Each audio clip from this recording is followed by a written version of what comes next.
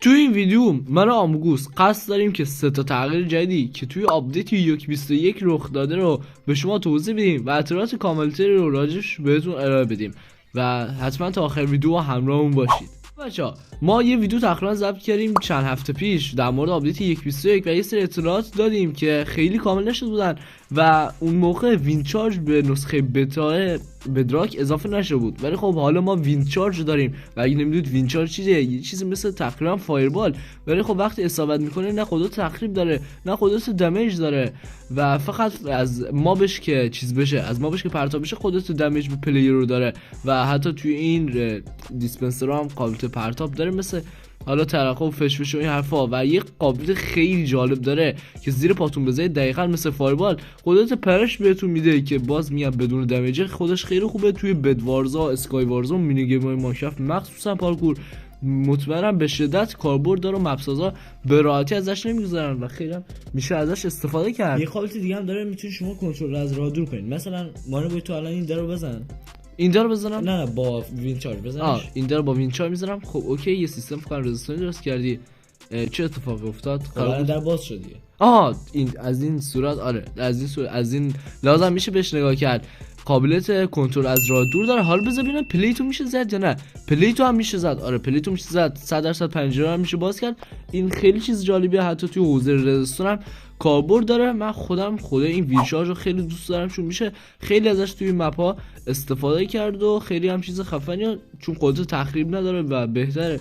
نه حالا نسبت به فایربال استفاده گسترده‌تری میشه ازش کرد. و تیکه دوم ماجرا آرمور سگ یا اسم خارجیش چی بود؟ بذارید من اینجا توی این بخش اضافه شده ولف آرمور. درسته، ولف آرمور رو دیده بودیم توی حالا ویدیو قبلا بهتون توضیح دادم که چه شکلیه، ولی خب اون موقع نمیشد رنگ کرد. توجه داشته باشید من خودم توی اون ویدیو گفتم که احتمال زیاد قابلیت اضافه میشه که بشه رنگش کرد و چیز دور از دسترسی هم نبود. حالا من میرم براتون اینجا رنگ برمی‌دارم. مثلا من اینجا میام آبی رو انتخاب میکنم یا اصلا سبز، میام اینجا توی کالدون بلاک رنگو میذارم و از رنگ سبز و حالا میبینید که ولفام رو میشه رنگ کرد و به سگی که علی شده میشه ولفام رو زد. و قابلیت اصلیش هم اینه که جلوی دمیج بیش از حد به سگو میبره. مثلا من اینجا این سگو میزنم میبینید که آرمورش داره کم کم میشه و اگه فکر کنید که به سگ دمیج وارد میشه اصلا اینطور نیست، فقط آرمورش کم میشه تا وقتی که حالا میبینید چقدر قدرت هم داره. با آرمادیلو اسکاچ هم ریپیر کنید اگه سگ توات نشسته باشه. آره آرمادیلو اسکاچ آیتمیه که وقتی آرمادیلو میمیره دراپ میکنه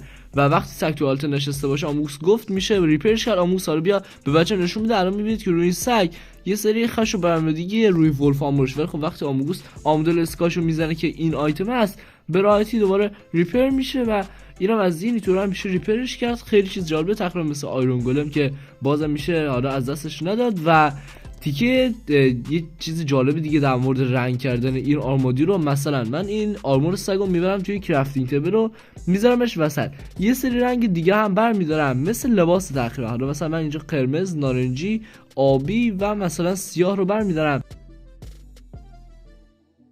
یه چیزی رو توی اسنپ شات جاوا اضافه شده ولی خب هنوز توی نسخه بدراکش که بتا است اضافه نکردن. اینطوری بود که شما وقتی میرفتید توی کرافتینگ تیبل و آرمور سگتون رو میذاشتید و هر نوع رنگی که میذاشتید، مثلا یه دونه آبی، یه دونه سیاه، اصلا هر رنگی که دوست دارید، یه کد رنگی خاصی میداد و یه رنگ خاصی تشکیل میشد اون که بیش از چند میلیون رنگ میشد حالا ساخت. خودتون میدونید همین تو ترکیب رنگی رو میشد عوض کرد. مثلا من این رنگا رو میذاشتم یه دونه رنگ خاص بهم میداد با یه کد رنگی خاص که میشد ازش استفاده کرد. ولی خب الان میبینید اثر نمیکنه برای اینکه که هنوز توی نسخه بتاش اضافه نشده. ولی فکر کنم درست متوجه شدید که دارم چی میگم. و این بود از کل قابلیتی که به آرمور سگ و وینچارج اضافه شده بود. اگه تا اینجا ویدیو راضی بودید حتما لایک کنید و نظرتون راجع به این دو تا قابلیت جدیدی که اضافه شدن هم حتما توی کامنت بگید. آره حتما توی کامنت سر بزنید و نظرتون رو بگید که حالا راضی بود تا اینجای آپدیت. احتمالاً چیزای دیگه هم حالا باز اضافه شه، بازم میگم چون هنوز توی نسخه بتا هستیم احتمالاً یه سری چیزا هم هست شه. بچه‌ها سوال دارید که ما چطوری با این پینگ خوب داریم بازی میکنیم و اصلا دغدغه دیسکانکت شدن و از این حرفا و مشکلات نداریم، حتما این تیکه ویدیو رو تماشا کنید. تشکر میکنم از اسپانسر این برنامه لکشکن که با این فرصت رو میده که بتونید با دوستامون توی گیم‌های مختلف با بهترین پینگ، کمترین لگ و بدون دغدغه دیسکانکت شدن با هم دیگه بازی کنیم.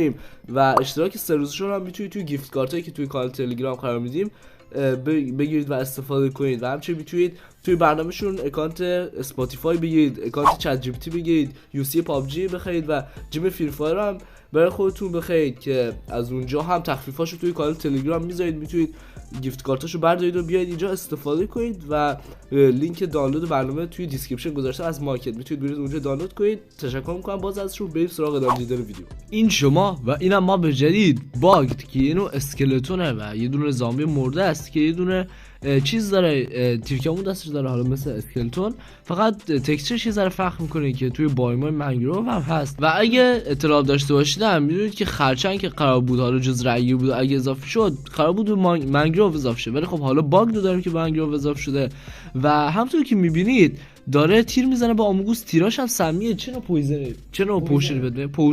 پویزنه به خودم هم داد، فقط پویزنش فکر کنم از این ثانیه کوتاه باشه. یه چیز جالب در مورد باگ داشت اگه میدید یه لگ ریزم داریم به خاطر اینکه نسخه بتا ساناز نسخه اصلی نمیده، اینم داره به شدت تیر میزنه.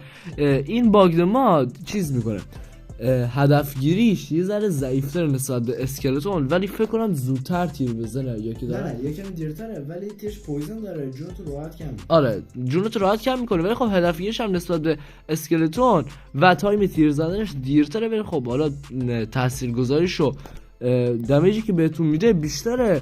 و اینم از این. یه چیز جدیدم باز توی همون اسنپ شات جاوا اضافه شد، آموز کریتیو کو میخوام کار کنم توی اسنپ شات جاوا اضافه شده، ولی خب توی بدراک فعلا نداریمش.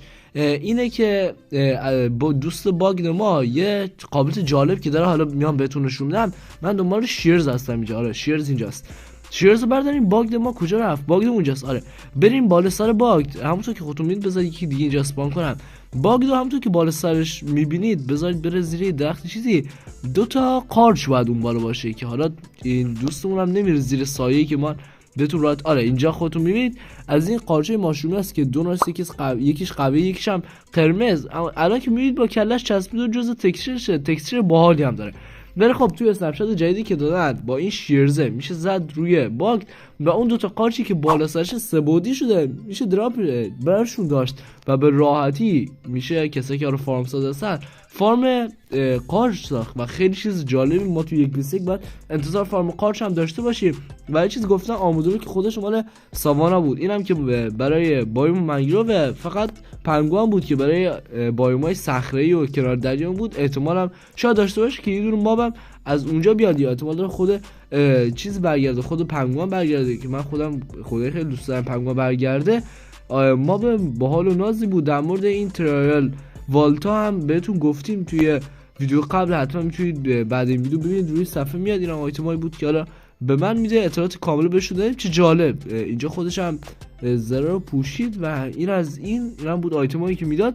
کل آپدیت 1.21 تا حالا همینا بوده. چیز جدیدی که حالا به غیر تغییر یه ذره منو تاچ پد و اینا که یه ذره تغییر کرده توی نسخه بتا، در فکر نکنم جاوا تغییر کرده باشه، تغییر کرده. و همراه آیتم اصلی که همون وین چارج و ترال چمبرا بودن که توی ویدیو قبل توضیح دادیم و این باگده و فکر کنم آرمور سگ که قلشالو داده بودن.